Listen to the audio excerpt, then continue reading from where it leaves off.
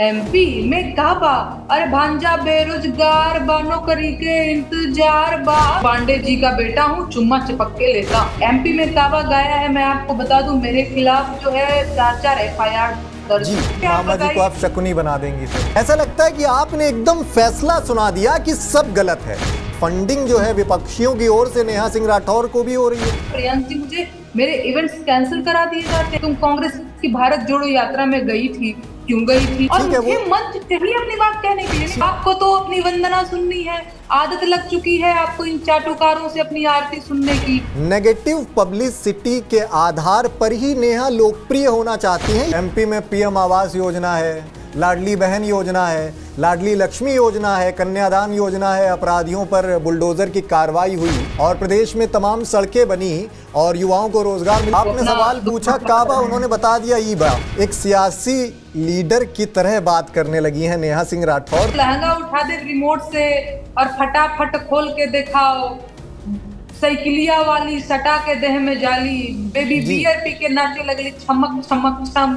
विपक्ष की ओर से आपको एक बड़ी फंडिंग हो रही है, खूब खरी खोटी सुनाओ सरकार को। और जब इतना अच्छा नेहा बोलती हैं, हर मुद्दों पर मुखर रहती हैं, तो क्यों नहीं किसी पॉलिटिकल पार्टी के बैनर तले सदन में जाती हैं, वहां अपनी आवाज बुलंद करती हैं और जनहित में काम करती हैं। लोकगीत क्या सिर्फ विरोध का आधार ही होना चाहिए? अब देखिए क्या है ना प्रियंक जी, कि बजरंग की छाती तो है नहीं कि सीना चीर के मैं दिखा दूं। तो नेहा सिंह राठौर, जिन्हें आजकल उनके लाखों समर्थक और विरोधी काबा गर्ल नाम से भी जानने लगे हैं, वो एक बार फिर खूब बज़ क्रिएट कर रही हैं अपने ब्रांड न्यू लोकगीत के जरिए।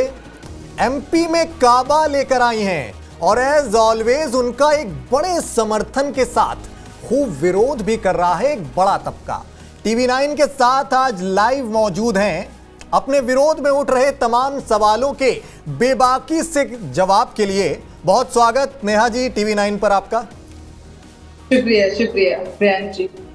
जी सबसे पहले आपसे तमाम सवालों की ओर मैं जाऊं, मैं चाहूंगा कि आप अपने नए गीत को लेकर जो सुर्खियों में है लगातार, उसकी कुछ पंक्तियां गुनगुना दीजिए अपने दर्शकों के लिए। बिल्कुल, मैं सुना देती हूँ।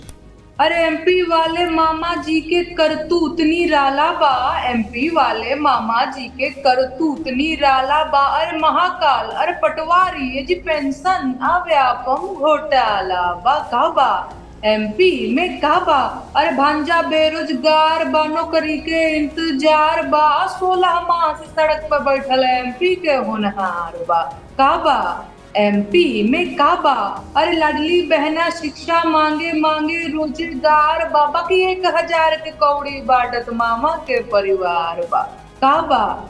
एमपी में काबा, अरे कर्जा में सरकार बा, बढ़ल भ्रष्टाचार बा, आदिवासी के सिर पे लटकत मामा के तलवार बा, अरे भाजपा के नेतवा त झाड़त रुआब बा, आदिवासी के कपार पे करत पेशाब बा काबा। अरे एगो मामा कंस रहले, दूसर मामा शकुनी रहले, कलयुग में तीसराई ममवा के अवतार बा काबा। ए मामा एमपी में काबा। जी बहुत खूब, एक कला के तौर पे इसका स्वागत किया जाना चाहिए। लेकिन आप गाना निकालती हैं, प्रसिद्धि तो खूब मिलती है, लेकिन एक बड़ा तबका आपके विरोध में भी आ जाता है। इस बार कितने विरोध का सामना कर रही हैं नेहा जी? नहीं, विरोध का तो अब आदत सा पड़ गया है। जब मैंने बिहार में काबा गाया था, यूपी में काबा गाया था, तो फिर मुझे नोटिस मिला था।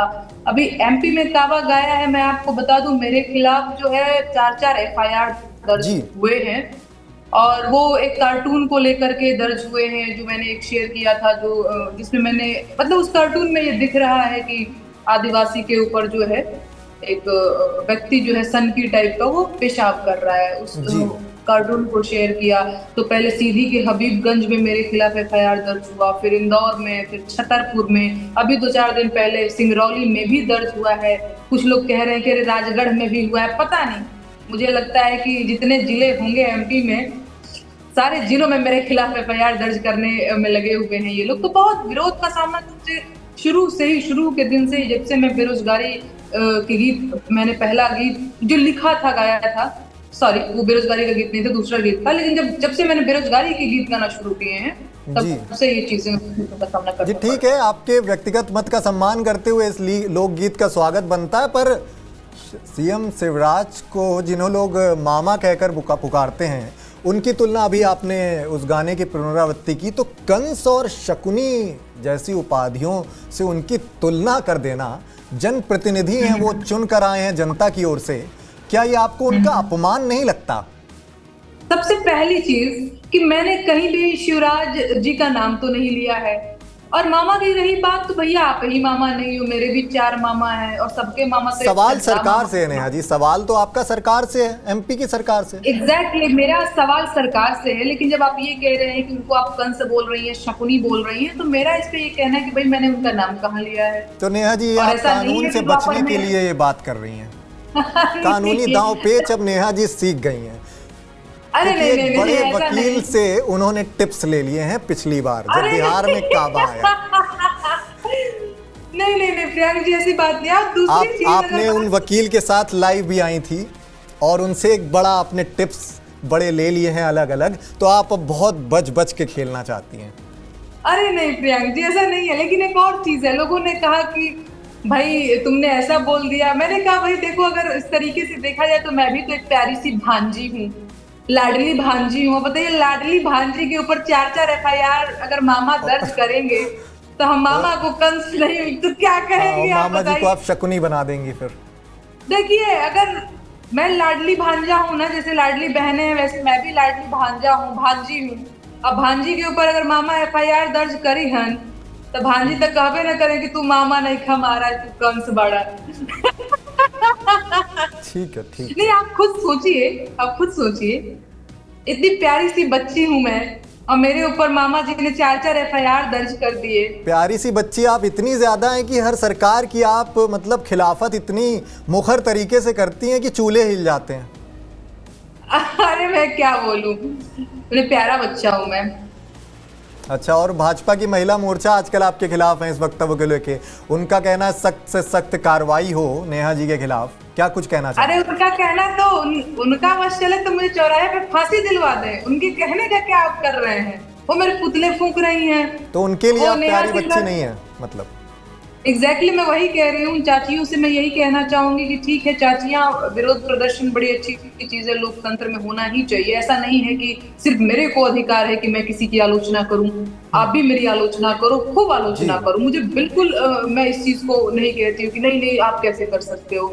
लेकिन जब मणिपुर में महिलाओं की नंगी परेड निकाली जा रही है तो मैं सवाल करती हूँ उन महिला मोर्चा जो गैंग है कि भाई चाचियां आप कहाँ चली गई? नेहा सिंह राठौर एक गाना गाती हैं जो कि जनहित के मुद्दे हैं, उसको उठाने की कोशिश करती है तो एकदम से पूरा मोर्चा खोल देती हैं, आप लोग पुतले फूंक देती हैं। नेहा सिंह राठौर शर्म करो, फलाना जी के सम्मान में महिला मोर्चा मैदान में, तो जरा जरा बेटियों के सम्मान में भी महिला मोर्चा आए मैदान में, तो मैं समझूं कि महिला मोर्चा का जो है वो महिलाओं के सम्मान में काम कर रही है। कि ये सेलेक्टिव कैसे अप्रोच है आपकी कि नहीं नेहा सिंह राठौर के पुतले फूकेंगी लेकिन मणिपुर में आप कुछ नहीं बोलेंगी। तो ये चीजें मुझे थोड़ा सा लगता है कि ये क्यों हो रहा है, सेलेक्टिवली ये अप्रोच ठीक बात नहीं है। ठीक है, आपका गाना बहुत ज़्यादा वायरल है, सुन ही रहे हैं सभी। मैं चाहता हूं कि थोड़ा सरलीकरण करके आप बताएं क्या क्या शिकायतें हैं आपको एमपी सरकार से, जिससे व्यूअर्स नेहा सिंह राठौर के विचारों को और अच्छे से समझ सकें। नहीं नहीं, देखिए कोई भी सरकार, कई बार मुझसे लोग कहते हैं ये चीज की अच्छा भी काम कर रही है। मेरा इस पे कहना ये रहता है प्रियंक जी कि कोई भी सरकार, चाहे वो मामा की सरकार हो, बाबा की सरकार हो, चच्चा भतीजा किसी की भी सरकार हो, कोई भी सरकार कभी भी पूरी तरीके से सफल या विफल नहीं होती है। मैं ये बिल्कुल नहीं कह रही हूँ कि मामा ने कुछ काम नहीं किए होंगे ये वो। अरे जनता ने अगर वोट दिया है, भरोसा किया है तो वो एक अलग चीज है ही। दूसरी चीज क्या है, एक लोक गायिका होने के नाते मुझे लगता है कि भाई कुछ चीजें, अब जैसे लाडली बहना वाला जो मैंने मुद्दा उठाया है, तो एवं मैंने नहीं उठाया है, मैंने वहां के लोगों से बातचीत की है, वहां के बच्चियों को जो वो खुद कहती है कि भाई हमें नहीं चाहिए 1000 रुपया रेवड़ी, भाई हमें एक कौड़ी नहीं चाहिए, हमें शिक्षा और रोजगार चाहिए। और जो ये महाकाल घोटाला या पटवारी घोटाला को लेकर के अभी बच्चे प्रदर्शन कर रहे हैं, जगह जगह पे धरना दे रहे हैं कि नहीं भाई ये जो घोटाला हुआ है इसको, और ये सारी चीजें, तो बहुत सारे बच्चे जो एमपी के हैं वो दिल्ली में मुखर्जी नगर में सिविल सर्विसेज की तैयारी करते हैं, वो मेरे दोस्त भी हैं। मैंने उनसे बात किया है और जो भी मुझे लगा और उनसे भी मैंने बात की, और जो मेरी अपनी रिसर्च है तो वो मैंने गाने में पिरोने की कोशिश की है। अब जी चाहे आप वो भाजपा के नेतवा तो झाड़त रुआ बाबा, आदिवासी के कपार पे करत पेशाबा, कई बार तो जी वहां के लोग ये मुझसे कह रहे हैं, लोग मतलब मैं सरकारों की बात कर रही हूँ, वहां की जो सरकार है, वो सरकार के जो मंत्री हैं वो ये कह रहे हैं कि तुम एमपी को जानती कितना हो, तुम एमपी में आई हो, तुम जानती भी हो। मैंने कहा यार, जब मैं एक वीडियो देख रही हूँ कि आदिवासी के कपार पे पेशाब किया जा रहा है, उसके लिए मुझे एमपी आने की जरूरत नहीं है। मणिपुर में अगर 2 महिलाओं की नंगी परेड निकाली जा रही है तो उसके लिए मुझे मणिपुर जाने की जरूरत नहीं है। और सोशल मीडिया का जमाना बड़ा मतलब अलग जमाना आ गया, उसके लिए आपको कहीं जाने की जरूरत नहीं है, आपके फोन में वो सारी चीजें मिल जाएंगी। मुझे उम्मीद है बहुत सारे लोग नहीं गए होंगे मणिपुर, लेकिन वीडियो तो सबने देखा ना, आदिवासी के सिर पे जो पेशाब करने का वीडियो, क्या सभी लोग एमपी गए थे क्या? लेकिन वीडियो तो देखो, नेहा जी, इसलिए एमपी जाने की जरूरत नहीं है। जी सवाल बस यहीं से खड़े होने लगते हैं कि आपने सीधी पेशाब कांड हो गया, रोजगार का मुद्दा हो गया, सरकार पर लदे कर्ज का भी आपने जिक्र किया गाने के जरिए, पर पेंशन घोटाला, ऐसे तमाम आपके गानों में कहीं सांकेतिक तौर पर उनका विरोध दिखता है, तमाम अव्यवस्थाओं का आप जिक्र करती हैं अपने लोकगीत के जरिए। लेकिन गीत अगर कोई पहली नज़र में सुनेगा तो वो थोड़ा जजमेंटल लगने लगता है, ऐसा लगता है कि आपने एकदम फैसला सुना दिया कि सब गलत है। क्या सब कुछ गलत ही लगता है आपको? ये बड़ा नैरेटिव सेट होने लगता है आपके विरोधियों की ओर से। देखिए, इससे मेरा ये कहना है, सबसे पहले चीज कि मैं कोई सोशल एक्टिविस्ट नहीं हूँ, मैं किसी पार्टी की कार्यकर्ता या प्रवक्ता के तौर पे नहीं बैठी हूँ यहाँ पे आपसे बात करने की। मैं एक लोक गायिका की हैसियत से बैठी हूँ। लेकिन सवाल आपने सरकार पर उठाए हैं। एग्जैक्टली, मैं वही बता रही हूँ आपको। मैं गीत लिखती और गाती हूँ जी। ये एक ऐसा दौर आ गया है प्रियांक जी, जी जहाँ बहुत सारे मतलब ढेर सारे लोग जो हैं, ढेर सारे कवि जो हैं, वो दरबारी बनने की होड़ में लगे हुए हैं। बिल्कुल ठीक है, आप किसी भी अभी लोक गायिका को, लोक गायक को उठा करके दिखा दीजिए जो सरकार से सवाल पूछ रहा है, वो सरकार के प्रोजेक्ट्स गिना रहे हैं कि सरकार ने ये किया, वो किया, ये किया, वो किया। अगर मेरे अलावा एक दो और मुझे लगता है कि लोग होंगे जो सच में सरकार की आलोचना कर रहे हैं या सरकार से सवाल पूछ रहे हैं। बहुत सारे लोग जो हैं, अब मैं नाम किसी का नहीं लूंगी, कोई लंदन में इवेंट कर रहा है तो कोई कुल्लू मनाली में अपना इवेंट सफल है, फेसबुक पे लिख रहा है कि आज का इवेंट यहाँ सफल हुआ, आज हमने इस मंत्री जी का आशीर्वाद लिया, कल हम उस मंत्री जी का आशीर्वाद लेंगे। आप समझ रहे हैं? तो ऐसे में बहुत जरूरी होता है, खाली ये है कि बड़े बड़े प्रोजेक्ट के थ्रू इनको बुलाया जाता है, इवेंट कराया जाता है, ढेर सारी इनकी फंडिंग होती है, फिर ये अपनी कला के माध्यम से जो भी इनका तरीका है बताते हैं कि सरकार की ये योजना है, इसने ये कर दिया, थैंक यू बोल दो, देख लो यही तो सरकार अब जो है वो ये बचाएगी, ये करेगी, ये सारी चीजें जो भी है। तो बहुत सारे लोग जब एक ही काम कर रहे हैं तो उस टाइम पे जरूरी हो जाता है, और मैं अपनी जिम्मेदारी से भाग नहीं सकती। ठीक है, आपने जिम्मेदारी की बात कही। हाँ जी, आपने जिम्मेदारी की बात कही और एक इवेंट मैनेजमेंट की बात कही, दो बड़ी बातें हैं ये। आपके विरोधी ये कहते हैं कि इवेंट मैनेजमेंट तो नेहा सिंह राठौर जी का भी है और विरोधियों की ओर से उन्हें फंडिंग हो रही है। ऐसे आपको सोशल मीडिया में अपने खिलाफ आपकी नज़र खुद पड़ी होगी तमाम पोस्ट पर। तो जो इवेंट मैनेजमेंट और नैरेटिव सेट करने की बात आती है, वो दोनों तबकों की ओर होती है। सब अपना काम कर रहे हैं, लोकगीत वो भी गा रहे हैं, लोकगीत आप भी गा रही हैं। और इस आरोप पर आप अपनी प्रतिक्रिया दें जब इस तरह की बातें होती हैं कि फंडिंग जो है विपक्षियों की ओर से नेहा सिंह राठौर को भी हो रही है। ठीक है, तो इस पे मेरा ये कहना है कि आज तक आपने एक या दो के अलावा कहीं भी मुझे आप इवेंट्स में नहीं देखेंगे। कहीं भी आप मुझे 2.5-3 सालों से काम करते हुए हो गया, मुझे बुलाया ही नहीं जाता है। पिछली बार भी जब मैंने आपसे बात की थी तो मैंने बताया था, प्रियांक जी मुझे मेरे इवेंट्स कैंसिल करा दिए जाते हैं, बुलाया ही नहीं जाता है। एक या दो मतलब उंगली पे मैं गिन के बता सकती हूँ कि एक बार मैं यहाँ गई थी, एक बार मैं यहाँ गई, तो मुझे बुलाया नहीं जाता है। ठीक है, मुझे तो इवेंट्स में बुलाया ही नहीं जाता। कई बार लोग कहते हैं कि तुम कांग्रेस की भारत जोड़ो यात्रा में गई थी, क्यों गई थी? मैं कहती हूँ कि मुझे जो बुलाएगा मैं जरूर जाऊंगी। नहीं नहीं, मैं बता देती हूँ भाई, भाजपा वाले मुझे क्यों नहीं बुलाते हैं? वो भी बुलाए। मैं बेरोजगारी के गीत गाती हूँ ना, आप क्यों आप नहीं मुझे उनकी बुलाते? खिलाफत करती रहेंगी तो कैसे आपको याद करेंगे? नहीं, मैं किसी की मुखालफत और खिलाफत नहीं कर रही, मैं आलोचना करती हूँ। अगर बेरोजगारी इस देश में है तो नेहा सिंह राठौर बेरोजगारी के गीत गाएगी, वो निब्बा निब्बियों के प्रेम गीत नहीं गाएगी। जी और मैं ये बात हमेशा से मैंने कंफर्म किया कि मैं नहीं गाऊंगी। और क्यों नहीं, भाजपा का सरकारों का बहुत बड़ा इवेंट्स होता है ना, क्यों नहीं ये लोग मुझे बुलाते हैं?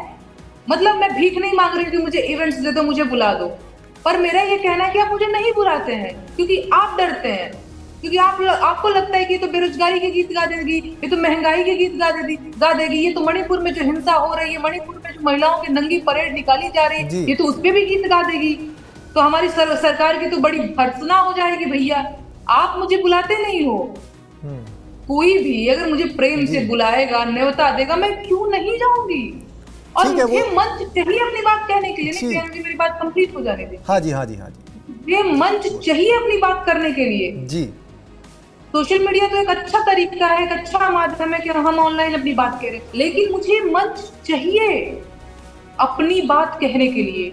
वो मंच चाहे कांग्रेस दे, बीजेपी दे, सरकार दे, विपक्ष दे, कोई भी दे, मुझे अपनी बात कहनी है। जी। तो इनको क्यों ये लगता है कि भाई उसने बुलाया, तुम काहे नहीं बुला लेते? भाई बुला लो, बुलाने में क्या जाता है? जी, आपको इवेंट में याद किया जाए आपके गानों के आधार पर ही, ऐसी आपकी चाहत है, लेकिन आपका एक व्यक्तिगत नजरिया मैं ये जानना चाहता हूँ कि मैं ये नहीं कहना चाह रही हूँ कि मुझे इवेंट्स दो, मुझे इवेंट्स में बुलाओ। मैं बस ये कहना चाह रही हूँ कि अगर कोई मुझे मंच पे बुला रहा है, इवेंट्स में बुला रहा है, वो जो एक दो ही मैं गई भी हूँ, तो भाई आपको क्यों मिर्ची लग रही है? आप भी मुझे बुलाओ, मैं मना कर दूं तो कहना। आप मुझे बुला करके तो देखो, अरे प्रेम से मुझे न्योता दे करके तो देखो। नेहा सिंह राठौर ना आए तो कहना, बशर्ते मेरे बेरोजगारी और महंगाई के गीत सुनने की हिम्मत, सुनने की क्षमता जरूर होनी चाहिए आपके पास। आप बुलाइए हमें, हम जरूर गाएंगे। तो आपको तो अपनी वंदना सुननी है, आदत लग चुकी है आपको इन चाटुकारों से अपनी आरती सुनने की। वही आरती आप सुन करके फूले नहीं समाते हैं। अब वो नेहा सिंह राठौर करती नहीं है। जी, जब पॉलिटिकल लीडर्स से जो आपके गानों से वाकिफ है, उनसे जब इस बात की चर्चा होती है कि कहीं किसी बड़े इवेंट में नेहा सिंह राठौर क्यों नहीं दिखती है इतना प्रसिद्धि पाने के बावजूद, तो उनका बस एक मत होता है कि हमेशा नकारात्मकता नहीं बिकती है, कुछ तो सकारात्मक बात भी हो कि इस सरकार ने ये अच्छा काम किया था अपने लोकगीत के जरिए। क्या सिर्फ नेगेटिव पब्लिसिटी के आधार पर ही नेहा लोकप्रिय होना चाहती हैं, ये उनका नैरेटिव है? सरकारें जो है प्रियांक जी, करोड़ों रुपया खर्च करके एक प्रोजेक्ट के थ्रू अपनी चीजें बताती हैं। सरकारों के पास अपना आईटी सेल है, सरकारों के पास, अब तो कहना नहीं चाहिए लेकिन मीडिया मैनेजमेंट भी बहुत ढंग का है। ठीक है, मतलब कह देती हूँ कि उन्हीं की ही मीडिया है, सारा दिन उन्हीं की चीजें चलती रहती हैं, जनता के मुद्दे तो कहीं दिखाई नहीं देते। आपका व्यक्तिगत नजरिया, आप कह सकती हैं ये बात, आपका व्यक्तिगत नजरिया है। हाँ, ये मेरा ये व्यक्तिगत नजरिया इसलिए है क्योंकि मैं देख रही हूँ मणिपुर में महिलाओं की नंगी परेड निकाल दी जा रही है, लेकिन आप कहीं भी नहीं देख रहे होंगे टीवी चैनल पर सिर्फ सीमा हैदर चल रहा है। टीवी चैनलों पे हिंदू मुसलमान, हिंदुस्तान पाकिस्तान चल रहा है। मैं आपसे ये कहूंगा कि आप टीवी 9 देखना शुरू कीजिए। टीवी 9 में लगातार खबरें चल रही हैं मणिपुर में जो भी हो रहा है। नहीं, और भी बहुत सारे चैनल है ना टीवी 9 के अलावा, आप भी देख रहे होंगे, आपके भी ऑफिस में लगे होंगे और देख पा रहे होंगे कि क्या खबरें चल रही हैं जी। और ये मुझे लगता है कि ये मेरा सिर्फ व्यक्तिगत मत नहीं है, बहुत सारे लोगों का यही मत है कि जो चौथा स्तंभ है वो थोड़ा अपने, उसका जो पिलर है वो थोड़ा सा इसे डगमगा रहा है। खैर, तो ऐसे एंड दूसरी चीज, बचा खुचा जो काम है वो सरकारी कवि, सरकारी कवयित्री, सरकारी गायिकाएं कर दे रही हैं, तो ऐसे में बड़ा जरूरी हो जाता है कि मैं उन मुद्दों को उठाऊं। अगर आपको मुझे नेगेटिव कहना है, अगर बेरोजगारी के गीत गाना नेगेटिव गीत है, तो मुझे लगता है कि हमारे समाज में इस तरीके के नेगेटिव गीत की जरूरत है। अगर मणिपुर में जो चीजें हुई हैं उन महिलाओं के लिए अपनी लोकगीत में जगह देना अगर नेगेटिव चीज है, तो मुझे लगता है कि समाज में ऐसी नेगेटिविटी फैल जानी चाहिए। ये मेरा अपना मानना। ठीक है, आपने कहा कि सरकार बहुत बड़े बड़े इवेंट कराती है लाखों करोड़ों रुपए खर्च करके, और उसमें अपना गुणगान और बखान खूब करती है, उसके लिए ज़रूरत नहीं होती है कि नेहा सिंह राठौर को याद किया जाए। लेकिन ये सवाल तो फिर विपक्ष के ऊपर भी आ जाता है कि विपक्ष भी भारत जोड़ो यात्रा जैसे बड़े इवेंट करती कि सरकार ने क्या काम किए क्या नहीं किए, और ज़्यादातर खासकर क्या काम नहीं किए। तो उस जगह नेहा सिंह राठौर की क्या भूमिका रह जाती है फिर? बेरोजगारी के गीत गाने की भूमिका। अगर मैं भारत जोड़ो यात्रा में गई हूं तो एक लाइन दिखा दीजिए जहां पे मैं ये कह रही हूं कि फलाना पार्टी जिंदाबाद या फलाने भैया जिंदाबाद। दरअसल है क्या कि जो विपक्ष के मुद्दे हैं, और एक चीज मैं आपको कंफर्म कर देना चाहती हूँ, जब भी सरकारें विपक्ष में होती हैं तो ये बेरोजगारी की बात करती हैं, ये आम जनता के हित की बात करती हैं। जब सत्ता में चली जाती है, जब पावर आ जाता है, तो ये अपनी गलती मानना छोड़ देती हैं और इनको फिर मुद्दे दिखाई नहीं देते। और यही सच्चाई है, चाहे वो कांग्रेस हो या बीजेपी हो। मैं अगर गई हूँ कहीं भी तो आप देखिए मैंने गीत क्या गाए हैं, मैंने बेरोजगारी के गीत गाए हैं। और अगर कोई भी बेरोजगारों के साथ खड़ा है तो मैं उसके साथ खड़ी हूँ। अगर कांग्रेस बेरोजगारों के साथ खड़ा है मैं उसके साथ खड़ी हूँ। बीजेपी अगर बेरोजगारों के साथ खड़ा है मैं उसके साथ खड़ी हूँ। कोई भी पार्टी अगर जनता के मुद्दे के साथ खड़ा है मैं उसके साथ खड़ी हूँ। और आप मेरे गीत सुनिएगा जरूर। मैं वहां पे किसान गीत गाती हूँ, मैं बेरोजगारी के गीत गाती हूँ, और मैं तो कहती हूँ प्रियांक जी, अभी मैंने 250 से 300 गीत लिखे और गाए होंगे। एक गीत, एक लाइन ऐसा दिखा दीजिएगा आप, या बहुत सारे लोग जुड़े होंगे मुझे ट्रोल करते हुए दिखा दीजिएगा कि इस गीत में तो तुमने इस पार्टी का गुणगान किया। बहुत सारा अब तक मैंने काबा भी गाया है और बहुत सारे गीत गाए हैं, लेकिन आप एक लाइन, मैं तो चैलेंज करती हूँ कि एक लाइन दिखा दीजिएगा जिसमें आम जनता के मुद्दे ना हो करके विपक्ष का या किसी भी पार्टी का गुणगान हो, या फलाने भैया को वोट दीजिए वाला गान हो, या विपक्षी पार्टी का कोई एजेंडा हो। आप हमको दिखा दीजिएगा। मैंने बेरोजगारी, महंगाई, गरीबी, पलायन, क्योंकि मैं बिहार से आती हूँ, और इन्हीं सारे मुद्दों को, महिला सुरक्षा से रिलेटेड चीजें हो गई, इन्हीं चीजों को मैंने अपने लोकगीतों में जगह दी। और ये मैं चैलेंज कर रही हूँ, आप इसको चैलेंज ही लीजिएगा कि एक लाइन बस आप मुझे दिखा दीजिए। आप मुझे अभी ट्रोल कर सकते हैं कि बताए इसमें तो तुमने ये बोला है, एक लाइन नहीं मिलेगा। ठीक है, जो अच्छे काम हुए उनका जिक्र आप भले नहीं करेंगी, आपने कहा जो और होना भी चाहिए, जो विरोधी काम है उसके लिए सरकार है, उसके लिए बाकी जी मैं उसी पे आ रहा हूँ। जी मैं उसी पे आ रहा हूँ कि एक नया लोकगीत आया मार्केट में जिसे आपके एमपी में काबा के जवाब के तौर पर लोग देखने लगे हैं। बताया उन्होंने कि एमपी में पीएम आवास योजना है, लाडली बहन योजना है, लाडली लक्ष्मी योजना है, कन्यादान योजना है, अपराधियों पर बुलडोज़र की कार्रवाई हुई उसकी भी उसने जिक्र किया अपने गानों के ज़रिए, और प्रदेश में तमाम सड़कें बनी और युवाओं को रोज़गार मिले, तमाम उसने अलग आंकड़ेबद्ध तरीके से अपने गीत में जिक्र किया। आपको आपके गीत के जवाब के तौर पर वो लोकगीत वायरल हुआ। क्या कुछ कहना चाहेंगी इस तरह के जब लोकगीत आपके जवाब के तौर पर सामने आते हैं? नहीं, ये तो कोई पहली बार नहीं हुआ है। इन लोगों की, इन दरबारी गायकों की, इन सरकारी गायकों की आदत हो गई है सरकार से मेरे एक सवाल पर ढेर सारा जवाब देने के लिए व्याकुल हो जाते हैं। चाहे वो बिहार में काबा, यूपी में काबा, तो वहाँ के मंत्री, सांसद, विधायक जी लोग भी लगते हैं जवाब देने की, हई बा हो बा। तो ये कोई पहली बार नहीं हुआ है, और अभिव्यक्ति की आजादी सबको है, और जो सरकारी लोग हैं उनको भी है। तो मुझे इससे कोई दिक्कत नहीं है, इट्स ओके, और मुझे कोई दिक्कत नहीं है। गाय आपने सवाल पूछा काबा, उन्होंने बता दिया ईबा।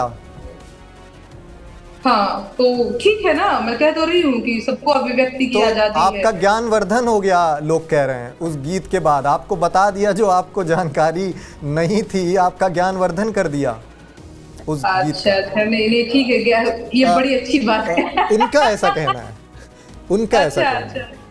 अच्छा, नहीं ठीक है, इस पे मुझे कुछ और नहीं कहना है। इट्स ओके, सब अपना अपना काम कर रहे हैं, मैं मेरा काम कर रही हूँ।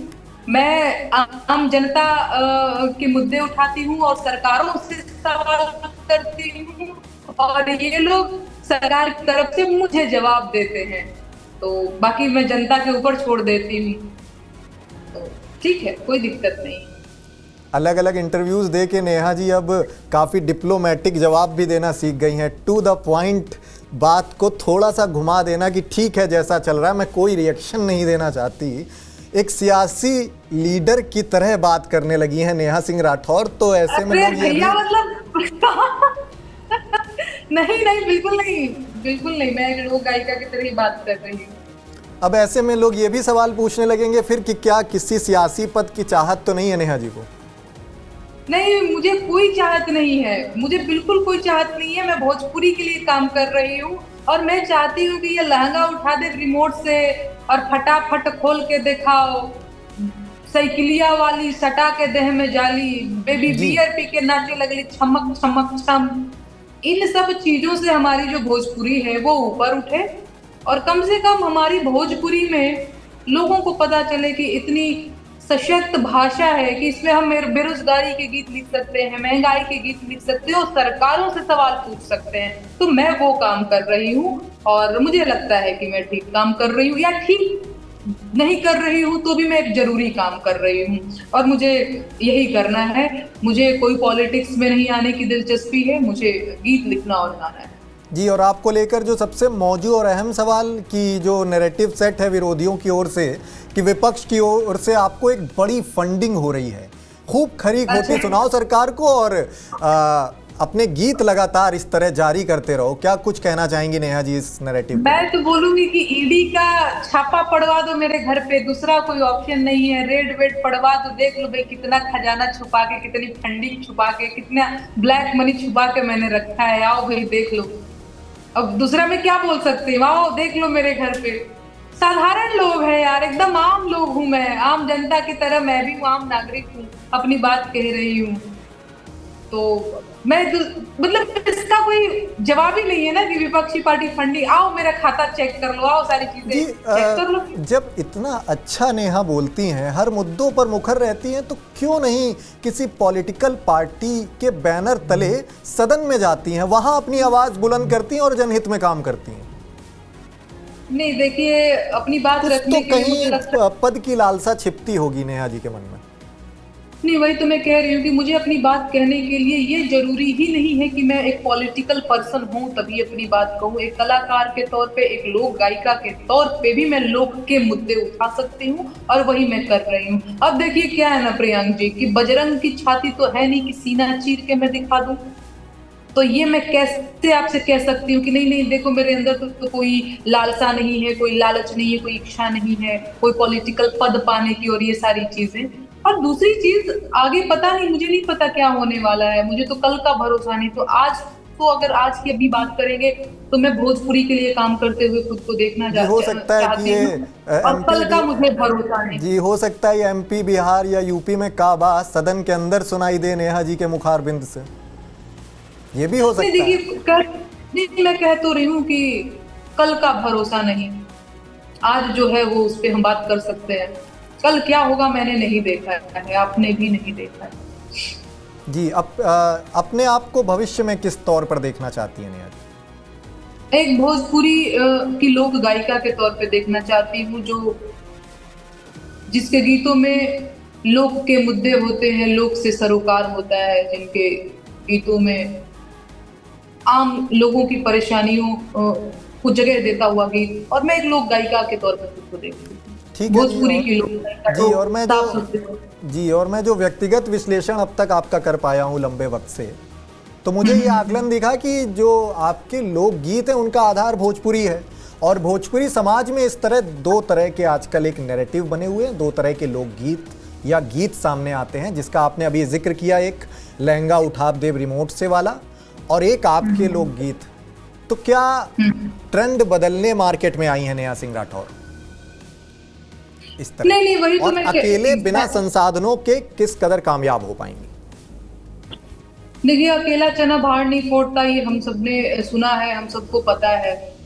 मेरी हालत ऐसी है प्रियांक जी कि मेरे पास सिर्फ एक कलम है और एक कागज है और अपनी आवाज है, तीसरा है नहीं मेरे पास, और वही मैं कर रही हूँ। ये एकदम सही बात है कि ढेर सारा भीड़ जो है, ढेर सारा गायक गायिकाएं और बहुत सारे जो भोजपुरी की अगर मैं बात करूँ तो हर लहंगा उठा दे रिमोट से, लगाई देनी चोलिया के हुक राजा जी, लवंडिया लंदन से लाएंगे, रात भर डीजे बजाएंगे और पियवा से पहले हमार रही जैसे एक गाना वो भी पांडे जी का बेटा हूँ बहुत।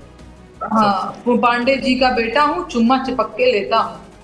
जी और भी पांडे जी ही नहीं, और भी बहुत सारे जी हैं जो जितनी भी जातियां हैं बिहार में, वो उन जातियों पे वो गाना बने। बाबू साहेब का बेटा, मिश्रा जी का बेटा, तो गुप्ता जी जी का बेटा, शर्मा जी का बेटा, ये चलता है। यही गाने बना रहे हैं, लोग सुन भी रहे हैं। और खूब वायरल हो रहे हैं ये गाने। और क्या आवाम हाँ, इसी गानों की ओर रुझान है आवाम का बिहार की? नहीं मतलब मेरा तो एक कहना जरूर है कि भाई अगर आप सुन नहीं रहे हैं ना, तो ये लोग बना, ये एकदम मुझे भी लगता है कि भाई एक तरफ से अगर जनता बहिष्कार करना शुरू कर देगी, देखिए कुछ जिम्मेदारी हम जनता को भी लेनी पड़ेगी। बात अब वही हो गई ना कि भाई कुछ जिम्मेदारी तो आपको महसूस करनी ही पड़ेगी कि ये लोग हमारे समाज को क्या दिशा दे रहे हैं और हमारे समाज पे इसका असर क्या पड़ रहा है। असर ये है कि हमको याद है प्रियांक जी, हम जब साइकिल से जाते थे कोचिंग करने, तो बगल से हमारे साइकिल से गुजरता हुआ लड़का टॉन्ट मारता था, छेड़ते हुए गीत गाता था कि बड़ घर के लड़की है बिगड़ल बुझाली साइकिलिया वाली, सटा के देह में जाली साइकिलिया वाली, ये जी डबल चोटी वाली तो के टांग ले जाए। हम लोग स्कूल के दिनों में डबल जी चोटी बांधते थे, जी है ना, वो रिबन और फीता लगा करके। जी तो बहुत ये डबल चर्चित चोटी वाली तो, लोग। जी पूर्वांचल का बहुत चर्चित। हाँ जी हाँ, तो आप ये गीत गा करके समाज में क्या मैसेज कन्वे करना चाह रहे हैं कि लड़कियां बाहर ना निकले, नहीं तो लड़के टांग ले जाएंगे। और डबल चोटी वाली जो स्कूली बच्चियां हैं, आप जी तो खुद रेप करने के लिए और इस तरीके की कुकृत्य करने के लिए उकसा रहे हैं अपने गीत के माध्यम से। और ऐसे लोग आज सांसद विधायक बने बैठे हुए, ऐसे लोग पॉलिटिक्स में हैं। मैं तो आप मीडिया के लोगों से भी कहना चाहूंगी, कभी बखिया उधेड़ दीजिए इन लोगों की, ऐसे सवाल पूछिए जिस तरीके से आपने मुझसे सवाल पूछे, मुझे बहुत अच्छा लगा। एक लोकतांत्रिक देश में यही होना भी चाहिए कि मीडिया के लोग जो उनको लगता है वो सवाल पूछ सकते हैं। और कभी आप लोग इन सांसदों को बिठाइए, इनकी टोली को बिठाइए और बताइए कि गाते क्यों थे तुम लोग, निरहुआ सटल रहे तो छलकता हमारो जवनिया है राजा, और ये गाकर के तुम लोग की हिम्मत कैसे हो गई है यहाँ तक आकर के बहुत अपने आप को इंटेलेक्चुअल बनने की। जी तो बिल्कुल कभी आप लोग कुछ सवाल करिए। जी बिल्कुल, प्रियंक के सामने जो बैठेगा वो तमाम ज्वलन सवालों का सामना करेगा, ये मैं आश्वस्त करता हूँ आपको। लेकिन सवाल जो अभी आपसे हैं तमाम अलग अलग, और तमाम आप लगातार बेबाकी से हर सवाल का जवाब भी दे रही हैं।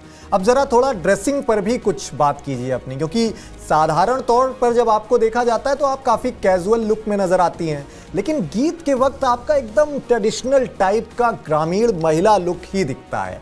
कुछ खास यूएसपी है क्या इसकी?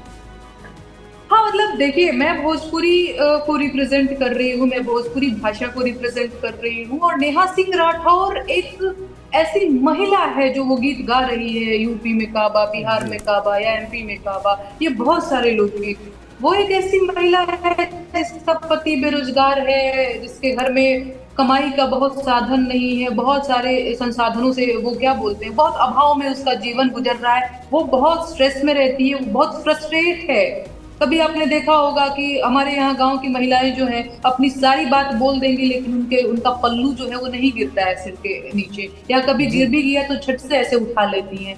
तो मैं वो काम कर रही हूँ, भोजपुरी में अपनी बात सारी मुझे कहना है, और साड़ी, बिंदिया, चूड़ी और सारी चीजें भी मैं गेटअप रखती हूँ, और वो गिरता नहीं है। मैं गिरता भी है तो उसको संभाल लेती हूँ, क्योंकि मैं भोजपुरी भाषा को, भोजपुरी की एक महिला को रिप्रेजेंट कर रही हूँ। और भोजपुरी भाषा और भोजपुरी की कोई महिला आती है आपके जहन में, ये टी शर्ट, पैंट और शर्ट और इस तरीके की हेयर कट वाली लड़की या महिला नहीं नजर आएगी। पहला जो चित्र आएगा वो साड़ी पहने हुए, बड़ी बिंदी लगाए हुए, जो अपने पल्लू को संभाल रही है। तो वो इसलिए, और मैं हूँ बिहार से, मैं हूँ भोजपुरी क्षेत्र से, तो इसलिए मुझे वो ज्यादा ठीक लगता है। मैंने अपनी मम्मी को देखा है, मम्मी भी मेरी बहुत बार बहुत बोल्डली किसी से लड़ भी जाती थी कि भाई ये नहीं, परिवार में ये नहीं होना चाहिए।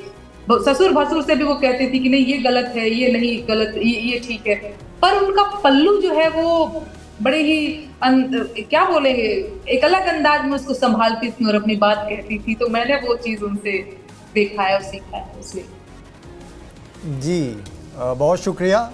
आखिर में मैं चाहूँगा आपसे कि आपके समर्थन करने वालों का समर्थन तो है ही आपके साथ, लेकिन जो एक बड़ा तबका आपके विरोध में है, दो सवाल मेरे आपसे हैं। एक बड़ा तबका जो आपके विरोध में है, आपको कुछ अगर आप उनसे कहना चाहें, और दूसरा सवाल ये जो सबसे मौजूद है कि लोकगीत क्या सिर्फ विरोध का आधार ही होना चाहिए। आप अपने अपना व्यक्तिगत नजरिया पहले बताया कि मैं सिर्फ सरकार के जो बुरे काम हैं उनका ही अपने लोकगीत के जरिए लोगों को लाऊंगा, लेकिन जो लोकगीत है क्या उनका काम सिर्फ विरोध करना ही होना चाहिए? दोनों सवाल आखिरी पड़ाव में आपसे। सबसे पहले कि लोकगीत का देखिए, सबसे पहले आपको ये चीज समझना चाहिए कि मैं विरोध नहीं करती हूँ, मैं आलोचना करती हूँ।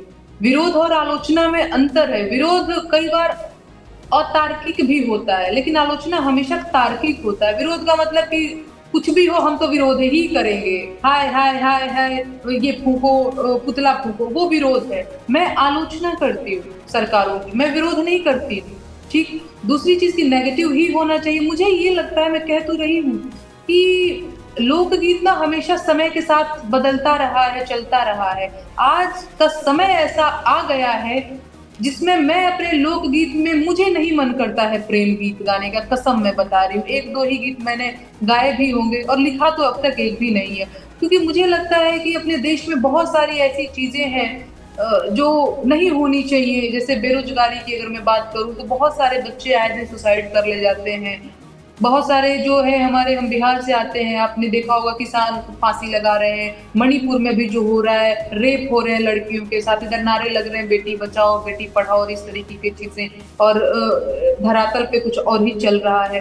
तो मैं ऐसे में प्रेम गीत और पता नहीं क्या जो भी आप कह रहे हो मैं नहीं गा पाऊंगी, और बहुत सारे लोग ये कर रहे हैं। तो ऐसे में जी, और आप इन गीतों का जिक्र करती हैं, वायरल भी तमाम हो जाते हैं, लेकिन क्या कभी आप किसी म्यूजिक कंपनी के बैनर तले इसमें लयबद्ध और म्यूजिक डालकर ये गीत क्यों नहीं लॉन्च करती हैं? ऐसा भी तमाम लोग जानना चाहते हैं कि इसको किसी म्यूजिक कंपनी के बैनर तले।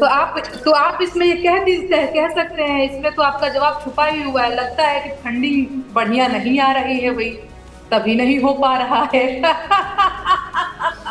जो लोग कहते हैं कि फंडिंग होती है इसकी, तो आप खुद बताइए कि जब फंडिंग होती तो मैं अपने फोन से रिकॉर्ड नहीं करती शायद अपने वीडियोस। जिस तरीके से मेरा साधारण वेशभूषा होता है, या फिर आप देखते हो कई बार मैं माइक लगाती हूँ, कई बार बिना माइक के गाती हूँ। फंडिंग होती तो किसी बढ़िया एकदम 5 स्टार टाइप के स्टूडियो में इसकी प्रॉपर शूटिंग होती, तब न कहलाता भाई फंडेड वीडियो है।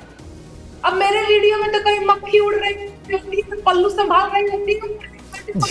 इस तरह की पॉलिटिकल स्ट्रेटेजीज भी तो होती हैं नेहा जी, कि अपने आप को सादगी के तरीके से दिखाओ, वही बात है, आम आदमी दिखाओ और जनता का ध्यान। पहले से तय करके बैठे हुए हैं। नहीं, मैं तय करके नहीं बैठा हूँ। जो जिस तरह की बात सामने आती, मेरा काम है आप तक पहुँचाना या आवाम तक पहुँचाना। तो जो भी तय करके बैठे हैं कि विरोध ही करना है, तो उनसे तो बढ़िया मतलब सवाल जवाब करना ही मतलब दीवार में सिर लड़ाने जैसा है। तो उनके बातों का मैं जवाब देना जरूरी नहीं समझती हूँ।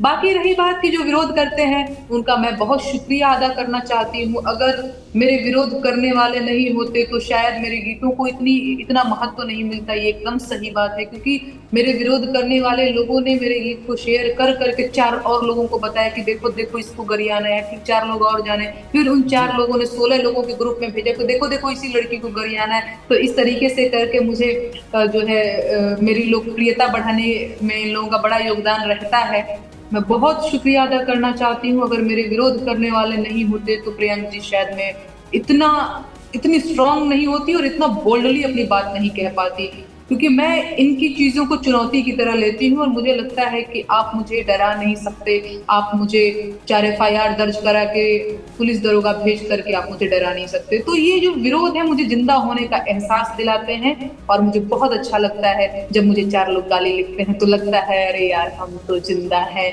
हमारी सांसें चल रही है, हमको 4 गाली पड़ रही है। ठीक, बहुत शुक्रिया नेहा जी TV9 से बात करने के लिए। TV9 की आशा आपसे यही कि आप यूं ही लोक गीतों के जरिए अपने समाज हित का काम करते रहें। मैं प्रियंक वाजपेयी, शुक्रिया, नमस्कार।